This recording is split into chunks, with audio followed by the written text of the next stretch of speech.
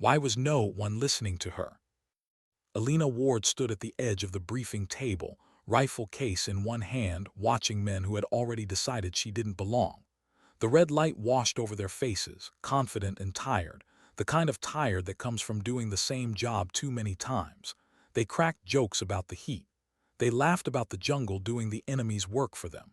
And when she walked in, the room didn't exactly go quiet, it just shifted, like she was furniture that had been delivered to the wrong address. Staff Sergeant, early 30s, lean, compact, precise. Her call sign was Ash, not because it sounded cool, because ash is what remains after everything else burns away. Ash is quiet, ash settles, and right now Ash was being ignored. The map under the plastic cover showed a river bend, a trail line cutting inland. Lieutenant Mercer ran the brief with the confidence of a man who trusted paperwork more than ground truth.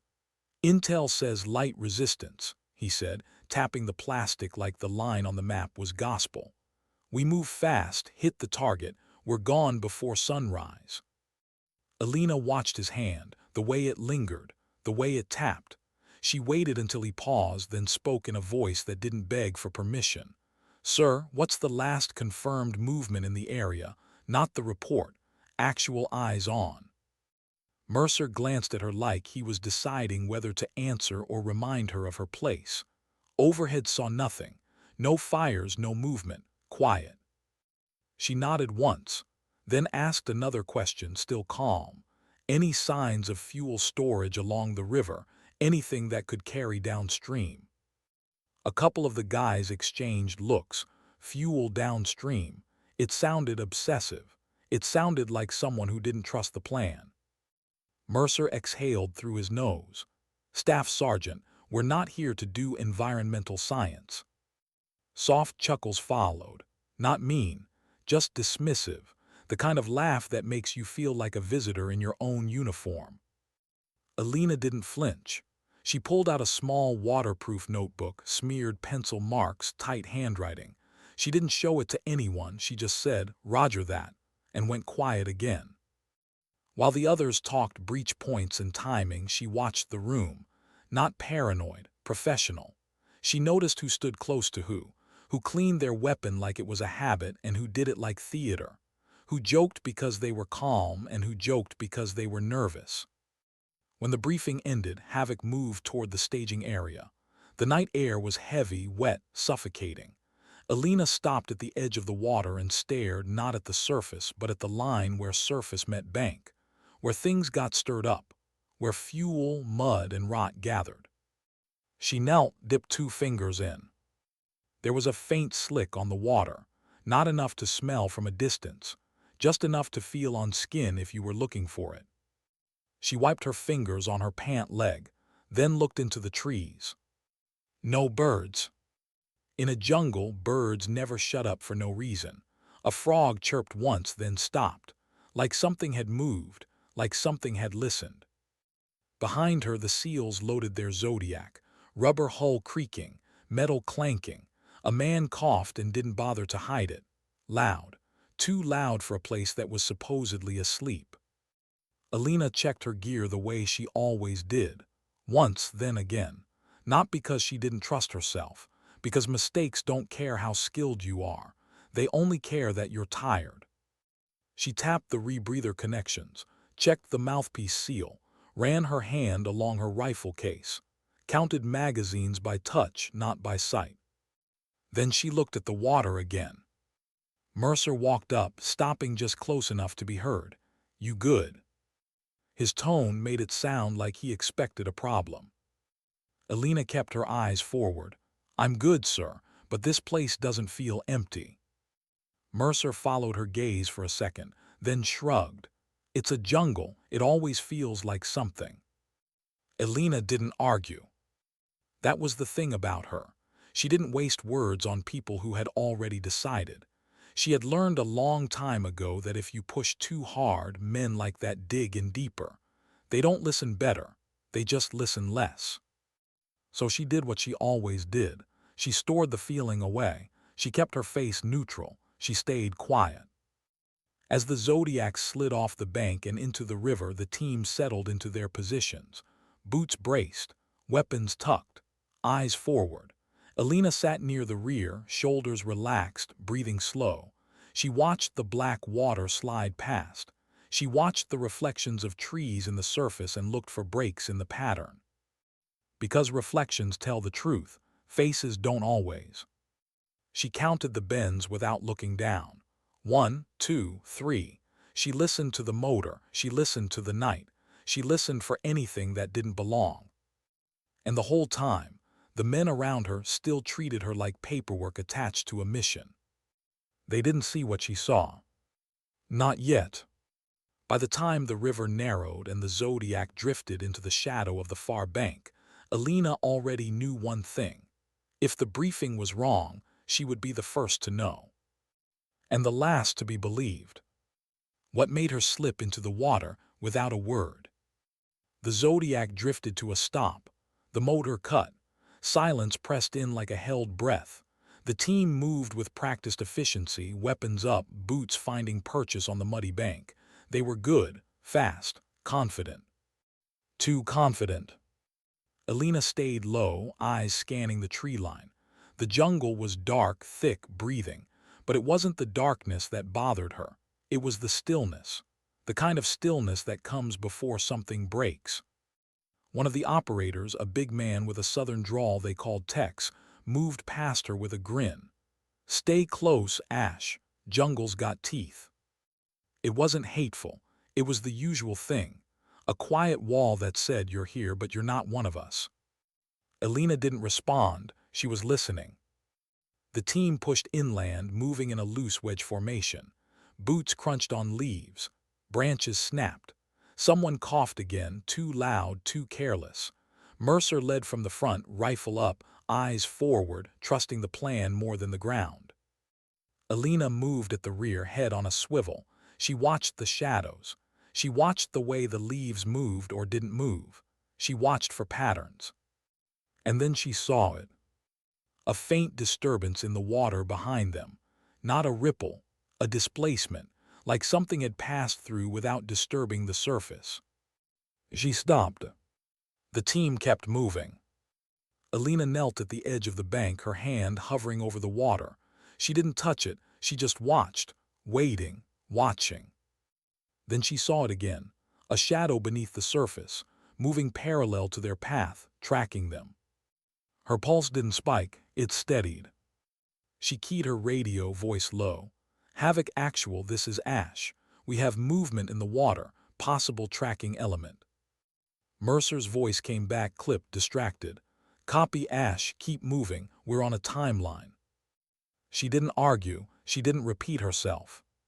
She just slipped into the water without a word. The cold hit her like a fist, but she didn't gasp.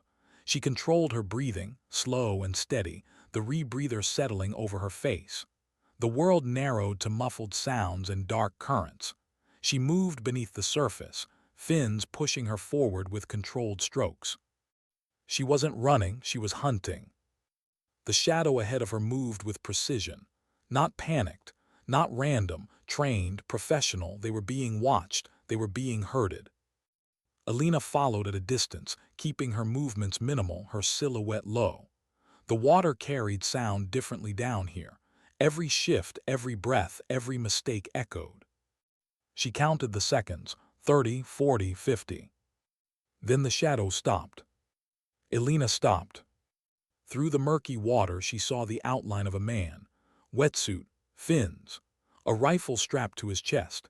He was setting something, a device, small and compact, attached to a root system along the bank. A beacon, a marker. They were being triangulated. Alina's mind moved faster than her body. If they were marking positions, they were coordinating an ambush.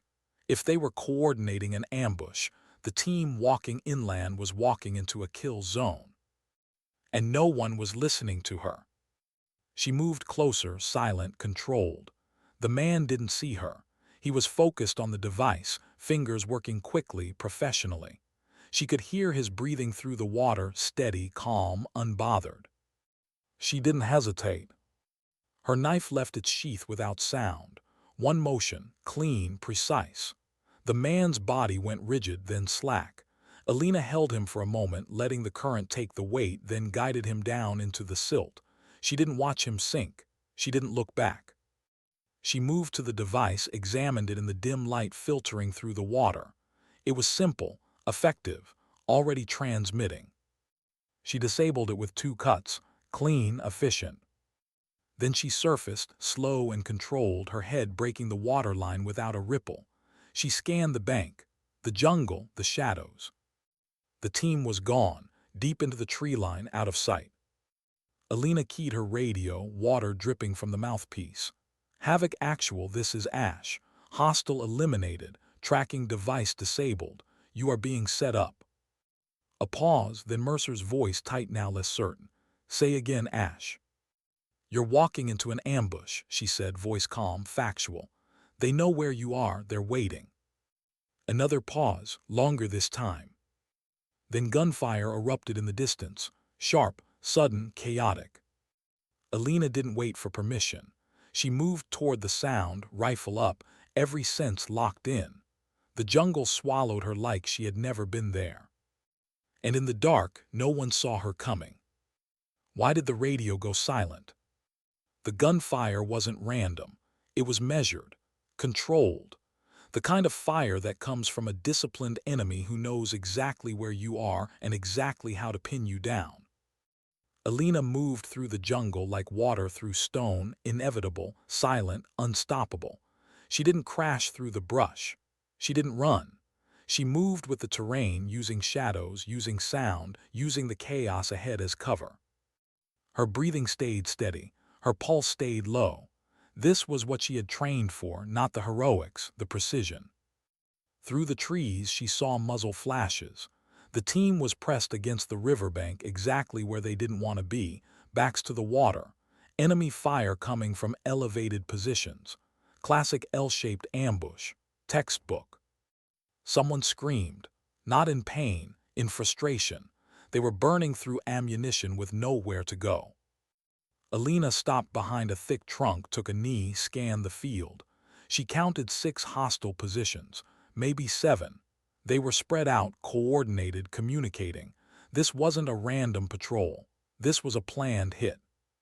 She keyed her radio. Havoc actual, I have eyes on your position. 6 to 7 hostiles, elevated, coordinated. You need to move or you're going to get cut apart. Mercer's voice came back ragged, breathless. Ash, where the hell are you? Doesn't matter, she said.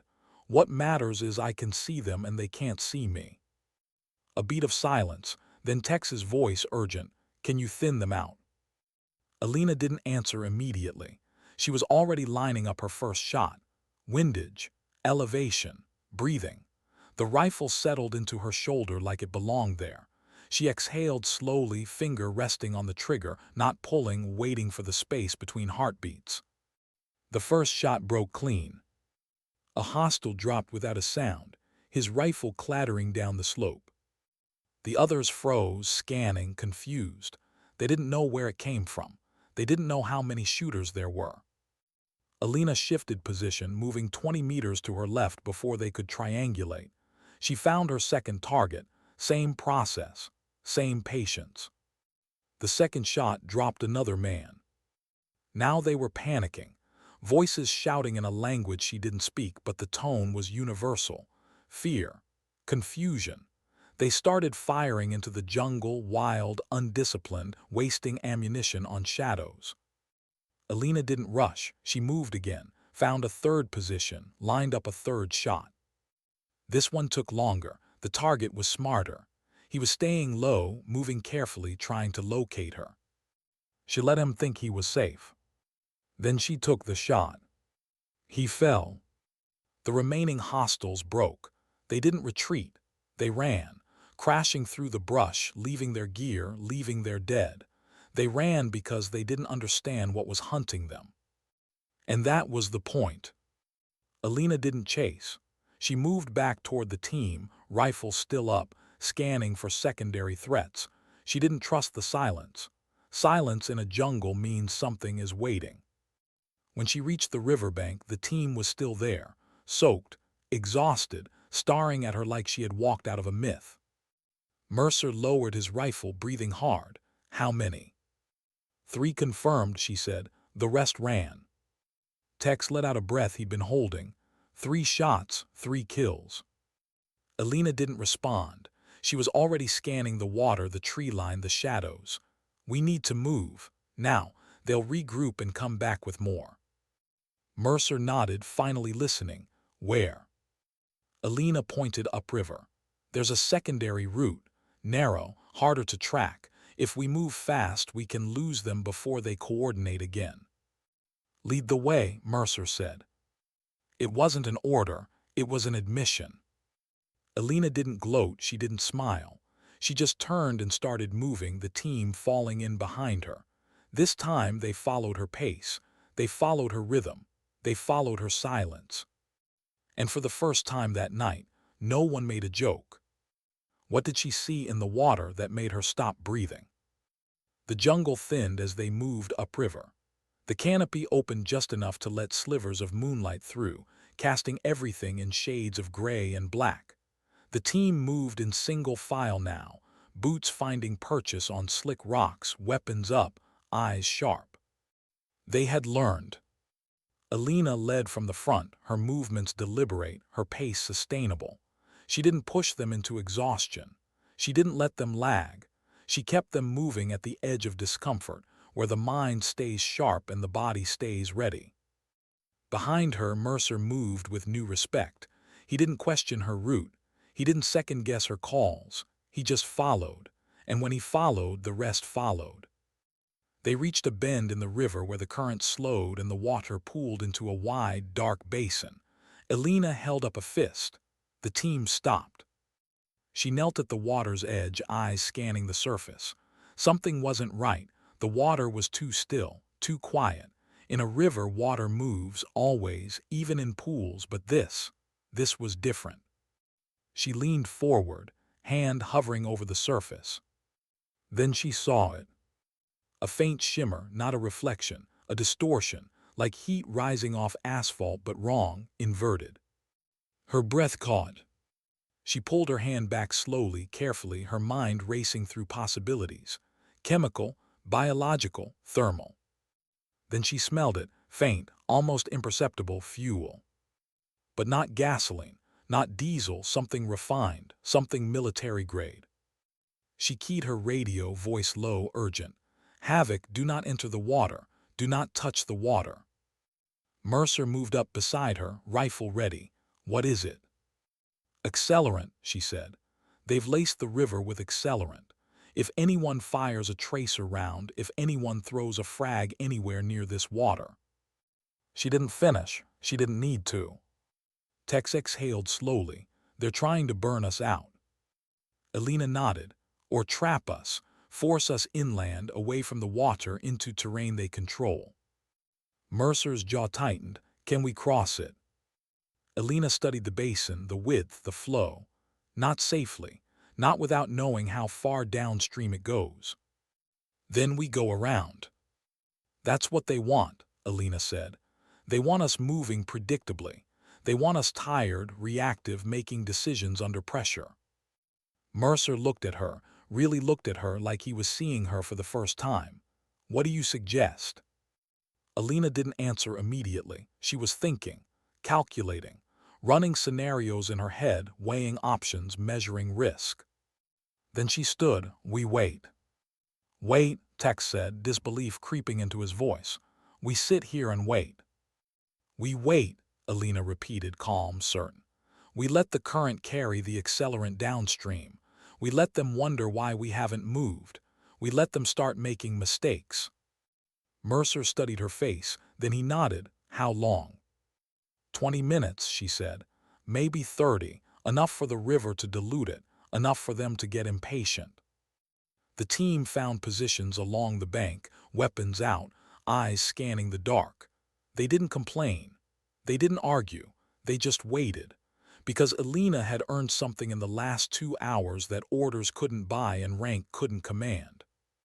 She had earned trust. The minutes crawled by. The jungle breathed around them. Insects chirped. Something splashed in the distance. The moon shifted overhead, casting new shadows, new angles. Alina watched the water.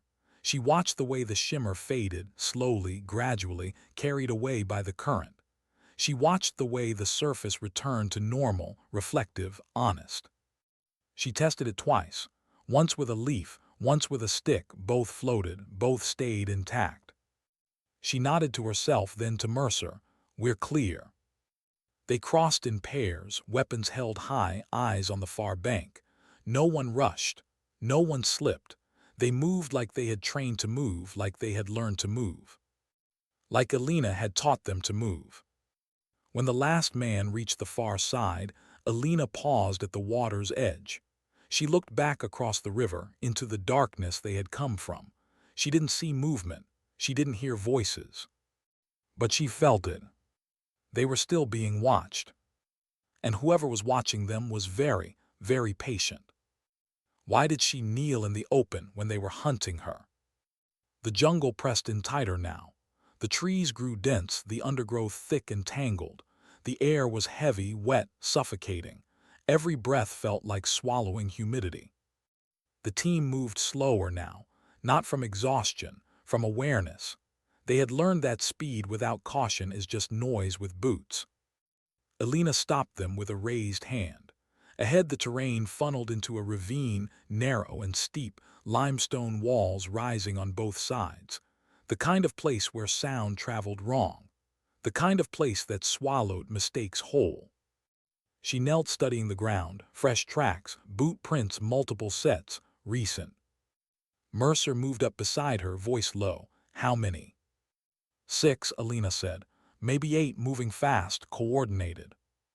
"They're hurting us," Tex said from behind. Alina nodded. "This is where they'll close. If they're tracking us, this is the funnel." Mercer looked at the ravine, then back at Alina. "No room to maneuver." "No," she agreed, "which means they won't expect resistance." They took positions without discussion. Ammo came out. Magazines were checked, then checked again. The count was not good. Low. Alina didn't soften it. "We don't have enough to fight fair, so we don't." Tex worked quietly with what he had, hands steady despite the pressure. He rigged a grenade into a root fork, wire stretched just tight enough to catch a rushing leg. It wasn't elegant. It was necessary. When it was done, they stepped back and looked at what they had built. "One chance," Tex said. Alina shook her head. "Too obvious." She walked forward into the open part of the ravine where the path widened just enough to be seen from above. She knelt there, rifle resting easy, posture relaxed like she belonged. Mercer stiffened. "Ash." "They won't sprint into a ghost," she said. "They'll sprint into a person." She didn't raise her voice. She didn't dramatize it. She simply stated the math. If they slow down, they see the wire. If they sprint, they die. No one liked it. No one stopped her.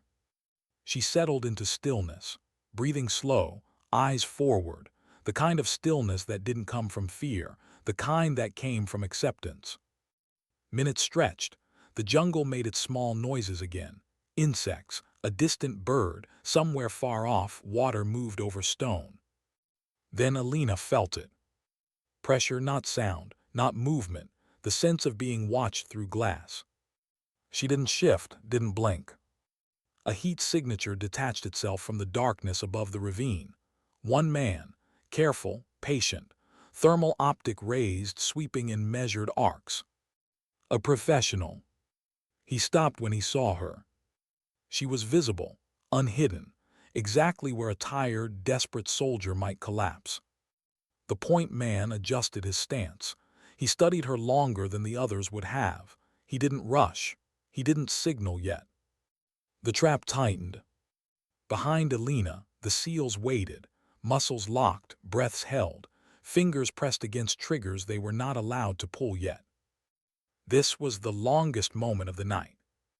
Not gunfire, not shouting. Waiting. Alina stayed kneeling, shoulders loose, rifle angled low.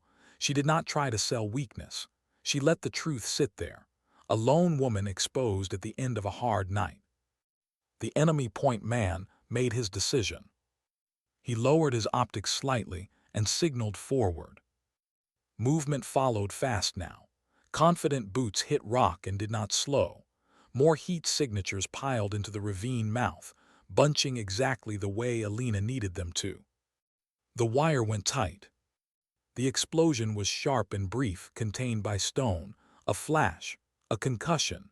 Bodies slammed into walls and each other. Before the echo finished, Alina was on her feet, rifle up, shots precise and limited. She didn't chase.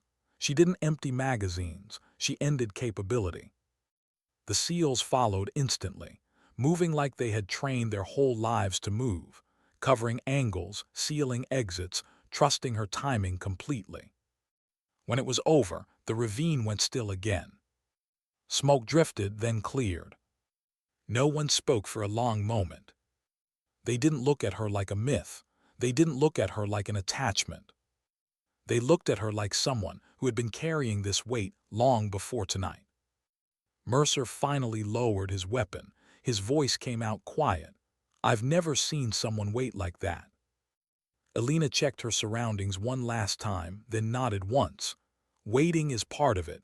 Most people just don't practice. In the soft light creeping into the ravine, the team understood something they hadn't before. They hadn't been saved by luck. They hadn't been saved by firepower. They had been saved by discipline, patience, and a woman who knew exactly when to move and when to remain perfectly still. What did she leave behind in that jungle? The jungle did not celebrate their survival. It simply went still again, like it had been waiting to see who would remain. No one chased the silence. No one spoke too soon. They stayed where they were, listening, letting the truth settle that they were still alive. The extraction point was 3 clicks north. They moved toward it without discussion, without hesitation. The night was thinning now, dawn beginning to bleed into the edges of the sky. The world was turning gray, shapeless, exhausted. Alina moved at the rear again, eyes scanning, rifle ready. She didn't relax. She didn't celebrate. She didn't count bodies. She just moved, one step at a time, until the jungle released them. When they reached the clearing, the helicopter was already inbound, rotors thumping in the distance. The team dropped to a knee, forming a perimeter, weapons out, covering approaches. Alina didn't join the circle. She moved to the wounded, checking bandages, checking breathing, checking faces. A quiet question here, a tightened strap there. No speeches, no reassurance she couldn't guarantee. One of the men tried to thank her. She nodded once and moved on. Mercer watched her from a few steps away, not as a leader watching a subordinate, as a man realizing how close arrogance had brought them to dying. He thought about the noise at the river, the confidence that had turned into carelessness, the jokes that had filled space where attention should have lived. The jungle had not punished them for being brave. It had punished them for being loud. Alina finished checking the last casualty and sat back on her heels. Her shoulders sagged just a little now that the work was done. Only then did the exhaustion show. She drank, wiped her face, returned to stillness. The same quiet presence she had carried since the beginning. Around her, the team moved differently now. Quieter, more deliberate, not because they were afraid, because they had learned. They had learned that confidence without listening is noise, that plans without humility become patterns the enemy can read, that the loudest person in the room is rarely the one saving lives. The helicopter touched down, rotors whipping the grass flat. The team loaded up, weapons secured, heads down against the wash. Alina was the last to board. She stood at the edge of the clearing, looking back into the jungle one last time. Not with regret, not with pride, just looking, remembering. Then she turned and climbed aboard. The helicopter lifted, the jungle fell away, the mission was over. But the lesson remained. There are soldiers whose names never make headlines. They do not look for attention, and they do not expect applause. They move quietly through the hardest moments, doing the work that keeps others alive, then step back into the shadows when it is done. Their courage is not built for stories. It is built for outcomes. Alina Ward was one of them, Staff Sergeant, call sign Ash, the woman who knelt in the open when they were hunting her, the woman who waited when everyone else ran, the woman who saved a team that hadn't wanted her there. She didn't ask for recognition. She didn't need it. Because courage is not loud. It is precise. And sometimes dignity doesn't speak. It simply acts.